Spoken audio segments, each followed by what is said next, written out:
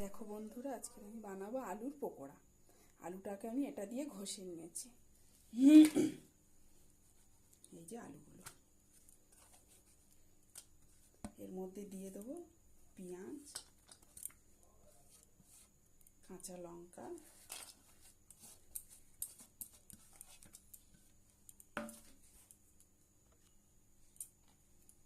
স্বাদ মতো লবণ, অল্প একটু চালের গুঁড়ো। এবার এটাকে মেখে নেব।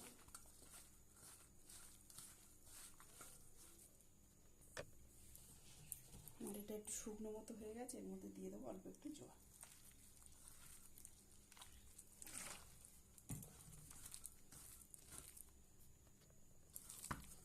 এটা আমার হয়ে গেছে, এবার এটাকে ভেজে নেব। দিয়ে দেবো কড়াইতে তেল।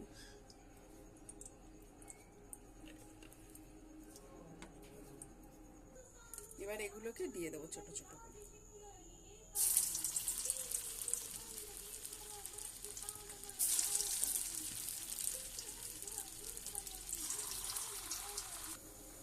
এক পিঠ হয়ে গেছে, এবার এটাকে উল্টে দেবো।